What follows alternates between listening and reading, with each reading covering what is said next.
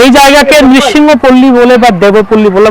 এই যে বিগ্রহ আছেন এখানে নৃসিংহদেবের, বলা হয় স্বয়ম্ভূ বিগ্রহ, অর্থাৎ স্বয়ং প্রকটিত হয়েছেন, সত্যযুগে প্রকটিত হয়েছেন।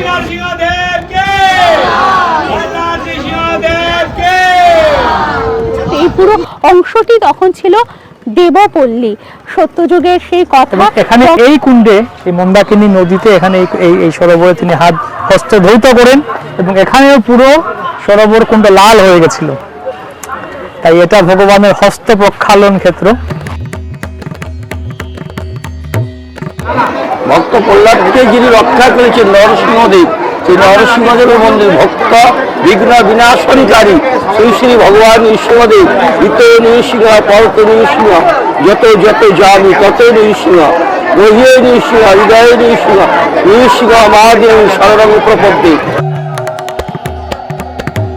দেবতারা সবাই যার যার বাসগৃহ, মানে এটা পুরো দেবলোক হয়ে গেছে।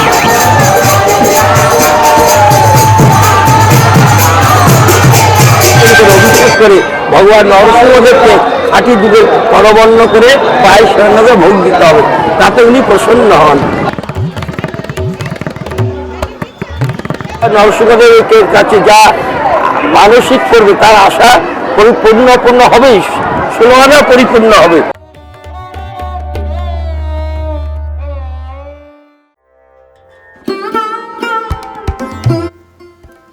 নমস্কার, আমি দেবশ্রী। পান্থজন কথায় আপনাদের সকলকে স্বাগত। ফিরে এলাম নতুন একটি ভিডিও সাথে নিয়ে। দিনটা ছিল নৃসিংহ চতুর্দশীর মহাপবিত্র তিথি। আমরা কলকাতার দমদম স্টেশন থেকে যাত্রা করলাম কৃষ্ণনগরের উদ্দেশ্যে। তবে ভিডিওটি আসতে কয়েকদিন দেরি হয়ে গেল, তার জন্য অত্যন্ত দুঃখিত। গত 30শে এপ্রিল ছিল নৃসিংহ চতুর্দশী। ওই দিন আমরা গিয়েছিলাম এমন এক স্থানে, এবং সেই স্থানটি আপনাদেরকেও এই ভিডিওর মাধ্যমে দেখাতে চলেছি, যাকে যথার্থ অর্থেই বলা যেতে পারে দেবলোক। এমন একটি স্থান, যে স্থান নৃসিংহদেবের হিরণ্যকশিপু বধের সাথে ওতপ্রোতভাবে জড়িত বলে কথিত রয়েছে। কৃষ্ণনগর স্টেশন থেকে স্থানটির দূরত্ব প্রায় 7 কিলোমিটার।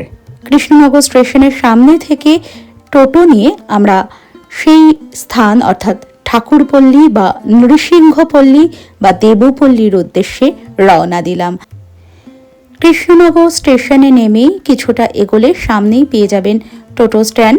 সেখানে সেই টোটোকে ঠাকুরপল্লী নৃসিংহ মন্দির বললেই সেই স্থানে আপনাদের নিয়ে যাবে।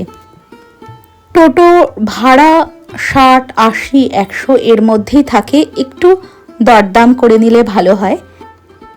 এছাড়াও আপনারা নবদ্বীপ বা মায়াপুর থেকেও খুব সহজে চলে আসতে পারবেন এই ঠাকুরপল্লীতে। চলার পথে দুদিকে সবুজে মোড়া দারুণ সুন্দর প্রকৃতি, ক্ষেত, গাছপালা ইত্যাদি দিয়ে শহরের যে কংক্রিটের জঙ্গল, তার থেকে চোখকে কিছুটা হলেও আরাম দেয়। কথায় কথায় আমরা চলেও এলাম একেবারে ঠাকুরপল্লীর কাছাকাছি। এই সেই ঠাকুরপল্লীর পবিত্র হ্রদ। এই হ্রদটি কেন বিশেষ বা পবিত্র তা আপনাদের আর কিছুক্ষণের মধ্যেই জানাবো। সাথে থাকুন আর সম্পূর্ণ ভিডিওটি দেখবেন। সম্পূর্ণ ভিডিওটি দেখতে এই কারণে বলছি, কারণ আপনারা সচরাচর নবদ্বীপ মায়াপুরে গেলেও হয়তো অনেকেই এই স্থানটি সম্পর্কে জানেন না। আর যদি আগামীতে যাওয়ার প্ল্যান করেন তাহলে তার মাহাত্ম্য অবশ্যই জেনে যাওয়া ভালো, কারণ এই স্থানটি কিন্তু সেই সত্যযুগ থেকে দেবতাদের আবাসস্থল। আমরা চলে এলাম নদিয়া জেলার নবদ্বীপ কৃষ্ণনগর রাস্তার পাশে দেপাড়ার ঠাকুরতলাতে, নৃসিংহ মন্দিরের একেবারেই সামনে। তবে নৃসিংহদেবকে দর্শন করার আগে আমরা দর্শন করব সেই পবিত্র পুষ্করিণী বা হ্রদ, কারণ ওই হ্রদটির জন্যই আজ কিন্তু এই স্থানে এই মন্দির। নমস্কার, আমি দেবশ্রী। পান্থজন কথায় আপনাদের সকলকে স্বাগত। ফিরে এলাম নতুন একটি ভিডিওর সাথে নিয়ে। আমার পেছনে যে পুষ্করিণী বা হ্রদটি আপনারা দেখতে পাচ্ছেন, এই হ্রদটি বলা হয় সত্যযুগে এখানে মন্দাকিনী নদী প্রবাহিত হতো। আর মন্দাকিনী নদীরই এখন কিছুটা অংশস্বরূপ এই হ্রদটি থেকে গিয়েছে এবং এই মন্দাকিনী নদীতেই বলা হয় হিরণ্যকশিপুকে বধ করার পর ভগবান শ্রী নৃসিংহদেব তার হাত ধুয়েছিলেন, তিনি বিশ্রামও নিয়েছিলেন। সেই কারণে বিশ্বকর্মা এখানে দেবতাদের জন্য গৃহ নির্মাণ করে দিয়েছিলেন। এই পুরো অংশটি তখন ছিল দেবপল্লী, সত্যযুগের সেই কথা। এবং ভগবান নৃসিংহ দেবের এখানে স্বয়ম্ভু শিলা আছে, অপূর্ব সুন্দর শিলা। আর এই হ্রদের কিছুটা দূরেই হচ্ছে সেই ভগবান নৃসিংহদেবের মন্দির, যেখানে তার স্বয়ম্ভু শিলাটি পূজিত হয়, সারা বছরই পূজিত হয়। তবে আজ নৃসিংহ চতুর্দশী উপলক্ষে মেলা বসে এবং লক্ষ লক্ষ ভক্ত বৈষ্ণবদের ভিড় হয় এই মন্দিরে। আপনাদের পুরোটাই ঘুরে দেখাবো, চলুন তাহলে আমরা দর্শন করে নিই। ভক্ত বৈষ্ণবদের কাছে পরম পবিত্র এই পুষ্করিণী, সকলেই এসে প্রথমে মাথা ঠেকান এই পুষ্করিণীর জলে। এই পুষ্করিণীর জল তারা মাথায় দেন, আচমন করেন। আমরা এই স্থানের মাহাত্ম্য সম্পর্কে কথা বলে নেব মায়াপুর ইস্কনের পদ্মমুখ নিমাই দাস প্রভুর সাথে। আসুন প্রভুজি এই স্থানের মাহাত্ম্য সম্পর্কে কি বলছেন জেনে নিই। প্রভুজি, আজ নৃসিংহ চতুর্দশী, তো অতি পবিত্র এই মন্দির সম্পর্কে যদি আপনি দু কথা বলেন। সত্যযুগে আমরা জানি ভগবান নৃসিংহদেব আবির্ভূত হয়েছিলেন হিরণ্যকশিপুকে বধ করে তার প্রিয় ভক্ত প্রহ্লাদকে রক্ষা করার জন্য। সেই কথা আপনারা জানেন সকলে, হিরণ্যকশিপুর বধ কাহিনী, প্রহ্লাদকে উদ্ধারের কাহিনী। তো ভগবান আবির্ভূত হয়েছিলেন অহোবিলামে, সব ঘটনা ওখানে ঘটেছিল, ঘটনাস্থল অহোবিলাম দক্ষিণ ভারতে। তো সেখানে হিরণ্যকশিপুকে বধ করার পর ওখানেও বলা হয় একটা কুণ্ড আছে যেখানে ভগবান তার হাত ধুয়েছিলেন এবং সেই কুণ্ড লাল হয়ে গেছিল। তো তারপরে বলা হয় যে ভগবান ওখান থেকে তিনি এখানে চলে আসেন এই মায়াপুর ধামে, এবং এখানে এই কুণ্ডে, এই মন্দাকিনী নদীতে, এখানে এই সরোবরে তিনি হাত হস্ত ধৌত করেন এবং এখানেও পুরো সরোবর কুণ্ড লাল হয়ে গেছিল। তাই এটা ভগবানের হস্ত প্রক্ষালন ক্ষেত্র। আমরা মজা করে বলি যে করোনা ভাইরাস আসার পরে সবাই হাত ধোয়া শুরু করেছে, স্যানিটাইজ করা শুরু করেছে, কিন্তু ভগবান সত্যযুগে এখানে এসে হাত ধুয়ে গেছেন, আমাদের দেখিয়ে গেছেন। এই জায়গাকে নৃসিংহপল্লী বলে বা দেবপল্লী বলে। এই যে বিগ্রহ আছেন এখানে নৃসিংহদেবের, বলা হয় স্বয়ম্ভু বিগ্রহ, অর্থাৎ স্বয়ং প্রকটিত হয়েছেন, সত্যযুগে প্রকটিত হয়েছেন। তো ভগবান এখানে আসবেন জেনে দেবতারা তার আগে থেকে এখানে বিশ্বকর্মা এসে এখানে দেবতাদের বাড়ি বানিয়েছেন। এটা পুরো দেবতাদের পাড়া, একটা গ্রাম হয়ে গেছিল, দেবপল্লী বলা হতো। দেবতারা সবাই যার যার বাসগৃহ, মানে এটা পুরো দেবলোক হয়ে গেছিল, তারা থাকতেন এখানে। নৃসিংহদেব এখানে এসেছিলেন। তো আজ থেকে কিছু সময় পূর্ব পর্যন্ত এখানে অনেক সময় দেখা গেল খোঁড়াখুড়ি করা হচ্ছে, ধ্বংসাবশেষ পাওয়া যাচ্ছে সেই ওই সময়কার পাথর বা এই যে প্রাসাদ ছিল, জায়গা ছিল। তো এটা নবদ্বীপ মণ্ডলের মধ্যে পড়ে, নবদ্বীপ ধাম, নটা দ্বীপ, চৈতন্য মহাপ্রভুর আবির্ভাব স্থান, যেখানে চৈতন্য মহাপ্রভু এসেছিলেন আজ থেকে প্রায় 500-550 বছর পূর্বে। তো শাস্ত্রে বর্ণনা করা হচ্ছে, ভক্তিবিনোদ ঠাকুর নবদ্বীপ ধামের মাহাত্ম্য তিনি তুলে ধরেছেন যে কলিকালে তীর্থ সব অত্যন্ত দুর্বল, নবদ্বীপ ধাম মাত্র পরম প্রবল। যে কলিযুগে বাকি সমস্ত ধাম তাদের মহিমা ধীরে ধীরে লুকিয়ে যাবে, আমাদের দৃষ্টিকোণ থেকে দুর্বল হয়ে যাবে, কিন্তু নবদ্বীপের মহিমা যত দিন যাবে বাড়বে।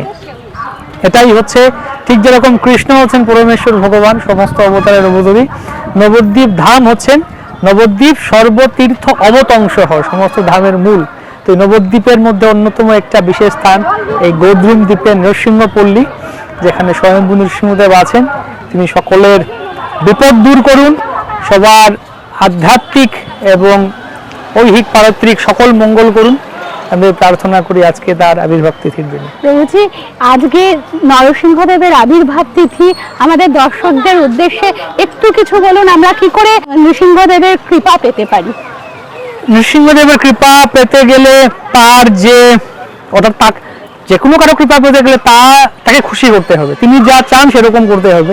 শুধু একবার এলাম, একটু প্রণাম করলাম, তাতেই খুশি হবেন না। শুধু আজকের দিনে যে খুশি করতে হবে সেরকম নয়। উনি আমাদের যেরকম জীবনযাত্রা দিয়েছেন, যা করতে বলেছেন, সেই নৃসিংহদেব হচ্ছেন পরমেশ্বর ভগবান শ্রীকৃষ্ণের অবতার। তো সেই কৃষ্ণ তিনি কুরুক্ষেত্রের যুদ্ধে আমাদের জন্য কি করতে হবে কি করতে হবে না সব বলে দিয়েছেন ভগবত গীতা রূপে। তাই নৃসিংহদেবকে খুশি করতে গেলে, তার কৃপা পেতে গেলে ভগবত গীতা পড়ুন ভাগবতম পড়ুন, এবং সেখানে আপনি পেয়ে যাবেন কি করতে হবে কি করতে হবে না, পুরো জীবনযাত্রা জীবন চরিত্র আপনি পেয়ে যাবেন। তো সেই অনুযায়ী জীবন চর্চা করুন এবং সাত্বিক নির্মল জীবন হোক, ভগবানের কাছে সমর্পিত, ভগবানকে কেন্দ্র করে জীবনযাপন করুন। এবং এই প্রার্থনা করি যেন আমরা ভগবানের প্রতি আমাদের রতি মতি ভক্তি রুচি বাড়ে। হরে কৃষ্ণ। আমরা এবার পুষ্করিণীর সামনে থেকে চলে যাব নৃসিংহদেবের মন্দিরে। আপনারা দেখতে পাচ্ছেন একেবারে সামনে কিন্তু নৃসিংহদেবের মন্দির, মন্দিরের চূড়া দেখা যাচ্ছে। এবং যেহেতু আমরা গিয়েছিলাম নৃসিংহদেবের আবির্ভাব তিথিতে, তাই বিশাল মেলা চতুর্দিকে বসেছে এবং এই মেলা প্রায় 4-5 দিন ধরে থাকে। সত্যযুগে যখন নৃসিংহদেব এই স্থানে এসে বিশ্রাম নিয়েছিলেন এবং তার হাত ধুয়েছিলেন, জলপান করেছিলেন পুষ্করিণী থেকে, তার এই বিশ্রামের দরুন দেবতারা কিন্তু এই স্থানে বাস করতে থাকেন। এবং সত্যযুগের পরে বহু যুগ কেটে গেছে এবং এই কলিযুগে প্রায় 250 বছর আগে এই নৃসিংহতলা ছিল গভীর জঙ্গলে আবৃত। হিংস্র জন্তু জানোয়ারের আবাসস্থল ছিল এটি এবং দস্যু লুটেরা ইত্যাদিরও প্রচণ্ড রকমের ভয় ছিল এই স্থানে। এহেন সময়ে জঙ্গলের থেকে, সেই গভীর জঙ্গলের থেকে নৃসিংহদেবের কোষ্ঠী পাথরের একটি মূর্তি উদ্ধার হয়, যা বলা হয় স্বয়ম্ভু শিলা। এই মন্দিরে সেই শিলাই পূজিত হয়। নৃসিংহদেবের স্বয়ম্ভু শিলা পাওয়া যাওয়ার পর মহারাজা কৃষ্ণচন্দ্রের রাজত্বকাল ছিল তখন। মহারাজা কৃষ্ণচন্দ্র তখন লোক লস্কর নিয়ে সেই মূর্তি উদ্ধার করেন এবং মন্দির বানিয়ে নৃসিংহদেবকে প্রতিষ্ঠা করেন। পরবর্তীকালে মহারাজা কৃষ্ণচন্দ্রের বংশধর মহারাজা ক্ষিতীশচন্দ্র রায় এই মন্দিরের পুনর্নির্মাণ করেন। বর্তমানেও কিন্তু কৃষ্ণনগর রাজবাড়ির রাজারাই বংশ পরম্পরায় সেবায়িত হিসেবে রয়েছেন। আপনারা দেখতে পাচ্ছেন প্রচুর প্রচুর ভক্ত সমাগম হয়েছে মন্দিরে নৃসিংহ দেবকে দর্শন করার জন্য। তার উদ্দেশ্যে ভক্তরা অর্ঘ্য সাজিয়ে নিয়ে আসছে এবং গর্ভগৃহের বাইরে দেখুন কি প্রচণ্ড মানুষের ভিড় এবং এক পলক নৃসিংহদেবকে দেখার জন্য সকলেই কত উদ্গ্রীব। আসুন আমরাও দর্শন করে নিই নৃসিংহদেবকে। দেখুন প্রচুর প্রচুর মানুষ নৃসিংহ চতুর্দশীর দিন এই মন্দিরে এসে নৃসিংহদেবকে অর্ঘ্য নিবেদন করেন। আমি গর্ভগৃহে দাঁড়িয়ে রয়েছি, কত কত মানুষ দেখুন এক পলক দেখার জন্য অস্থির হয়ে আছেন। আপনারা যারা এখনো এই মন্দিরে এসে দর্শন করেননি নৃসিংহদেবকে, তারা কিন্তু চলে আসুন অবশ্যই। নৃসিংহদেব ভক্তের ভগবান, ভক্ত প্রহ্লাদের আহ্বানে তিনি আবির্ভূত হয়েছিলেন স্ফটিক স্তম্ভ ভেদ করে। সেই কাহিনী আশা করি আপনারা সকলেই জানেন। ভগবান নৃসিংহদেবের দর্শন মাত্র সমস্ত কিছু খারাপ বাধা বিপত্তি ইত্যাদি কেটে যায় এবং জীবন থেকে অশুভ নাশ হয়ে শুভের সঞ্চার ঘটে।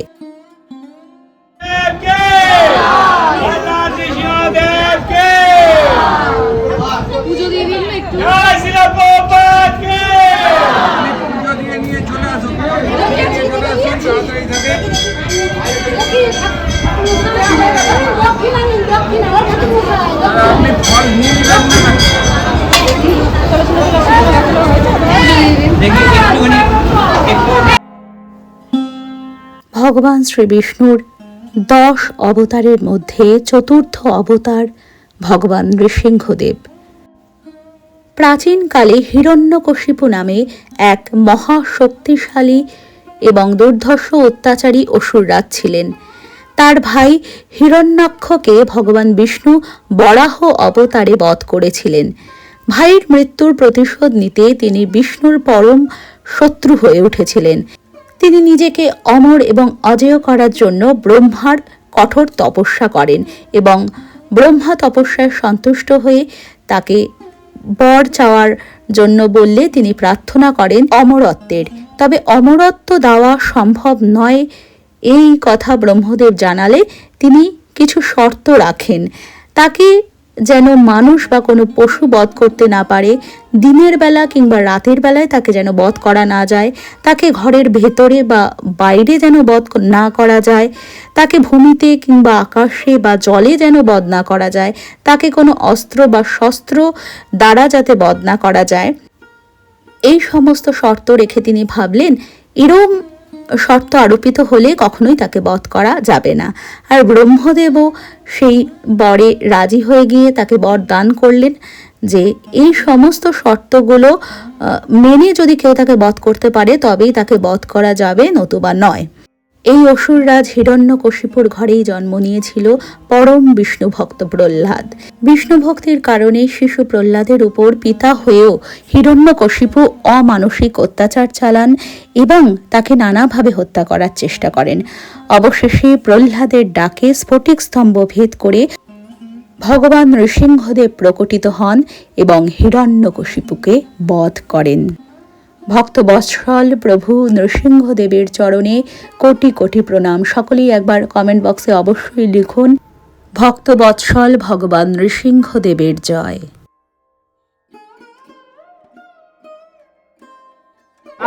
ভক্ত প্রহ্লাদকে যিনি রক্ষা করেছেন নরসিংহদেব, সেই নরসিংহদেবের মন্দির ভক্ত বিঘ্ন বিনাশনকারী শ্রী শ্রী ভগবান নৃসিংহদেব, ইত নৃসিংহ পরত নৃসিংহ, যত যত যামি তত নৃসিংহ, গৃহে নৃসিংহ হৃদয়ে নৃসিংহ, নৃসিংহ মহাদেব শরণং প্রপদ্যে, বাগীশা যস্য বদনে লক্ষ্মী যস্য চ বক্ষ শ্রী যস্যাস্তে হৃদয় সম্বিত নৃসিংহং তমং ভজামি। নমস্তে নরসিংহায় প্রহ্লাদ দায়িনে হিরণ্যকশিপু বক্ষ সচ শিলা কঙ্কনখালয় সর্ববিঘ্ন বিনাশনকারী শ্রী শ্রী ভগবান নরসিংহদেব। সমস্ত অমঙ্গল দূর হয়ে যাবে, বাধা বিঘ্ন অ্যাক্সিডেন্ট হারা সংসারের অমঙ্গল, সংসারিক তিতাব জল আদিদেবিক আদিভৌতিক আধ্যাত্মিক এই তিতাব জল থেকে মুক্তি পাবেন। তাই ভগবান নরসিংহদেবের নাম জপ করবেন। ইত নৃসিংহ পরত নৃসিংহ, যত যত যামি তত নৃসিংহ, গৃহে নৃসিংহ হৃদয়ে নৃসিংহ, নৃসিংহ মহাদেব শরণং প্রপদ্যে। এই ভগবান নরসিংহদেবের নাম রেগুলার 18 বার জপ করলে সর্ববিঘ্ন বিনাশনকারী সমস্ত অমঙ্গল বিপদ আপদ থেকে উদ্ধার করবে। এমনকি মামলা মকদ্দমা, সংসারের মঙ্গল, গৃহের মঙ্গল, ছেলেমেয়ের মঙ্গল, স্বামীর মঙ্গল, বাড়ির প্রত্যেকেরই মঙ্গল। ভগবান জয় নৃসিংহদেব, জয় ভগবান নৃসিংহদেব, জয় ভগবান নৃসিংহদেব। বহু প্রাচীন মন্দির, এখানে ভগবান নরসিংহদেব এখানে মাটির তলায় আবির্ভাব হয়েছিলেন। জাগ্রত নরসিংহ স্বয়ং নারায়ণ তাই সমস্ত ব্রাহ্মণদের আদেশ করেছিল আমি এখানে সাক্ষাৎ জাগ্রত হয়ে আছি, আমাকে তোমার সেবা পূজা করো, ভোগ লাগাও, সন্ধ্যা আরতি করো, মঙ্গল আরতি করো, মধ্যাহ্নে ভোগ আরতি করো, অর্চন করো, অভিষেক করো। আর তখন সব ব্রাহ্মণরা এসে এই বৃক্ষের তলায়, এই গাছতলায় ওনাকে দেখছে, কমল বৃক্ষ, এই বৃক্ষের তলায় এসে দেখে সেই ভগবান নরসিংহদেব আবির্ভাব জাগ্রত। তখন থেকে এই পূজা আজ থেকে প্রায় 180-200 বছর আগে সে সাক্ষাৎ সত্য যুগে স্বয়ং নরসিংহদেব নারায়ণ নৃসিংহদেব, তখন থেকে এই পূজা প্রচলন। এই ভগবান নরসিংহদেবের কাছে যা মানসিক করবে তার আশা পরিপূর্ণ হবেই, ষোলআনা পরিপূর্ণ হবে। ওই জন্য ভগবান নরসিংহদেবের কাছে সবাই মানসিক করে এবং গাছে সব কিছু ঢিল বেঁধে রেখে যায় এবং এসে এখানে কেউ 100 কিলো, কেউ 200 কিলো, কেউ 50 কেজি, কেউ 21 কেজি, কেউ 11 কেজি দুধের খাঁটি দুধের পায়েস রান্না করে ভগবান নরসিংহদেবকে ভোগ লাগায়, কাঁচা দুধ দিয়ে স্নান করে, ডাবের জল দিয়ে স্নান করে, অর্চন করে, অভিষেক করে ভগবান নৃসিংহদেব তার আশা পূর্ণ করে। ভক্তবাঞ্ছা পূরণকারী স্বয়ং ভগবান নৃসিংহদেব নরসিংহদেব। ভগবান নরসিংহদেবকে খাঁটি দুধের পায়েস ভোগ দিতে হবে, ডাবের জল, পঞ্চগব্য, পঞ্চামৃত, সুগন্ধ ফুলের মালা, তুলসীর মালা, তুলসী পাতার মালা দিয়ে তাকে সুন্দর করে জ্বালায় দিয়ে তাকে অর্চন করে অভিষেক করে ভগবান নরসিংহদেবকে খাঁটি দুধের করবর্ণ করে পায়েস রান্না করে ভোগ দিতে হবে। তাতে উনি প্রসন্ন হন, সর্বজীবের মঙ্গলদায়ক। এই কারণেই এখানে পায়েসটাই ভোগ হিসেবে দেওয়া হয়।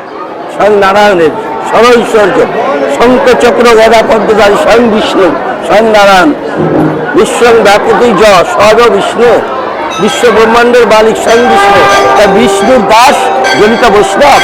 বিশ্বং ব্যাপতি য স্বয়ং বিষ্ণু স্বয়ং নারায়ণ নরসিংহ রূপ আকার ধারণ করে ভক্তকে রক্ষা করেছিলেন।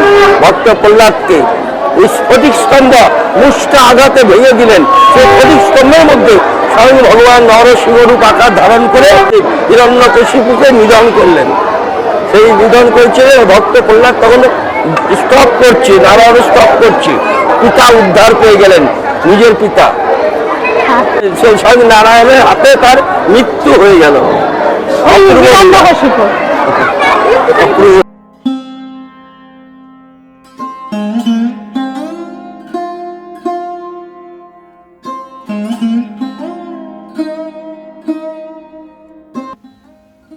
আপনারা দেখতে পাচ্ছেন লেখা আছে এখানে কিন্তু পরমান্ন ছাড়া অন্য কোনো ভোগ দেওয়ার নিয়ম নেই।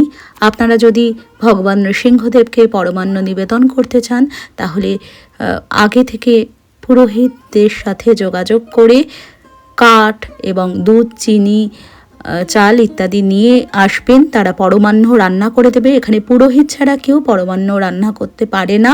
অন্যান্য কোনো কিছুই রান্না করা নিষিদ্ধ, শুধু পরমান্নই নিবেদন করা হয় ভগবান শ্রী নৃসিংহদেবকে।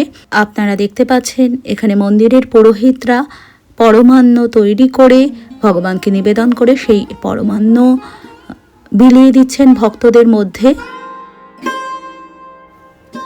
আমি তমাল বড়ই ভালোবাসি, কৃষ্ণ কালো তমাল কালো, তাই তো তমাল ভালোবাসি। স্বয়ং রাধারানী শ্রীকৃষ্ণের সাথে তমাল বৃক্ষের তুলনা করছেন। আর নৃসিংহ মন্দিরের সামনে এই তমাল গাছের তলাতেই পাওয়া গিয়েছিল নৃসিংহদেবের শিলা মূর্তিটি, যাকে বলা হয় স্বয়ম্ভু শিলা। এবং প্রায় 250 বছর আগে এই স্বয়ম্ভু শিলামূর্তিটি পাওয়া গিয়েছিল জঙ্গলাকীর্ণ এই স্থানে, এই তমাল গাছের তলায়। সেই কারণে ভক্তরা তাদের মনস্কামনা জানিয়ে এই তমাল গাছের ডালে ঢিল বাঁধেন এবং সেই মনস্কামনা পূর্ণ হলে এসে তারা যে কোনো একটি ঢিল খুলে দেন। এই জন্য দেখুন লক্ষ লক্ষ ঢিল বাঁধা রয়েছে এই গাছে।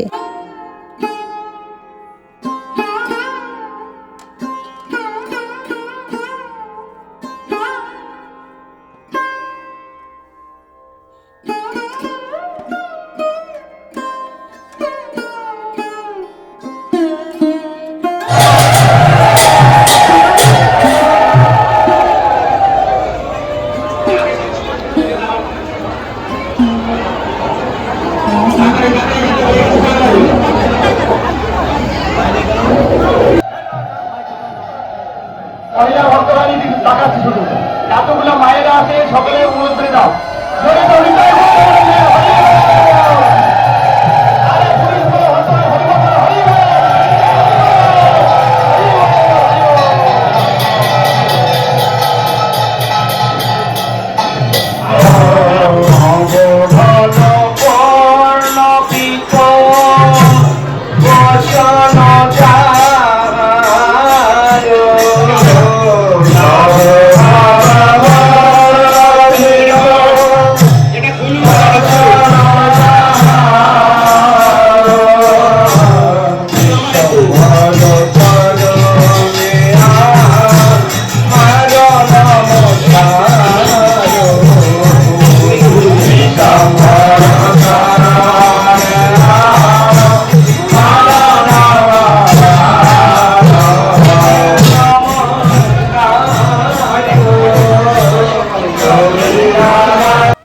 নৃসিংহ চতুর্দশীর দিন লক্ষ লক্ষ মানুষের ঢল নামে এই মন্দিরে। প্রায় সারা দিন ধরে চলে পুজো এবং তার পরের দিন পূর্ণিমা তিথি, পরের দিন কিন্তু নৃসিংহদেবকে, পাশে গঙ্গা রয়েছে, সেই গঙ্গা থেকে জল তুলে এনে নৃসিংহদেবকে সকলেই স্নান করাতে পারেন ঠিক নৃসিংহ চতুর্দশীর পরের দিন।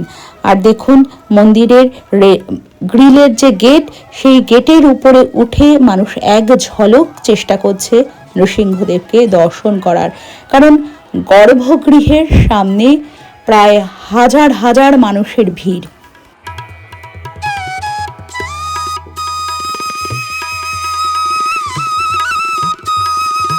আমার এখানে জন্মস্থান, আমার স্থানীয় বাসিন্দার। আচ্ছা, তো এখানেই আপনার জন্মস্থান। হ্যাঁ।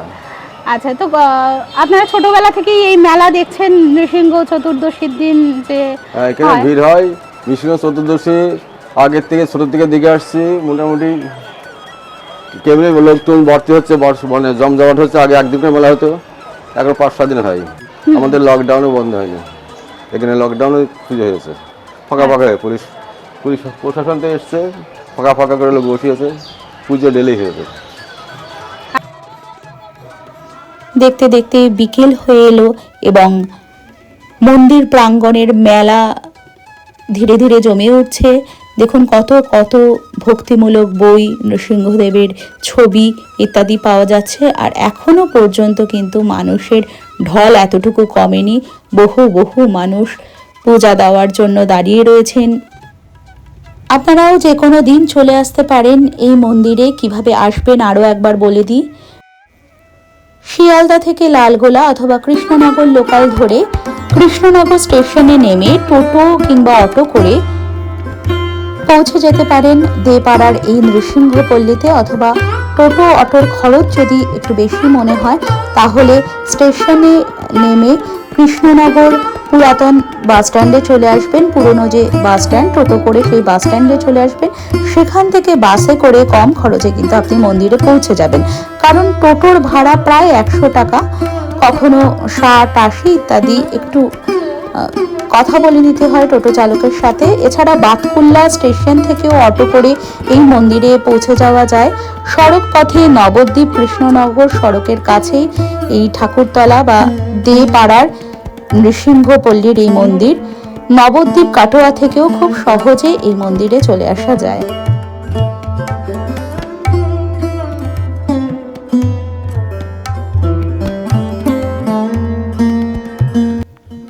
সন্ধেবেলায় আলো দিয়ে খুব সুন্দর করে সাজানো হয় এই মন্দির। এবং মেলা যেহেতু বসে, প্রায় 4-5 দিন ধরে মেলা চলে, সেই কারণে আরও জমজমাট থাকে মন্দিরের চারিদিক।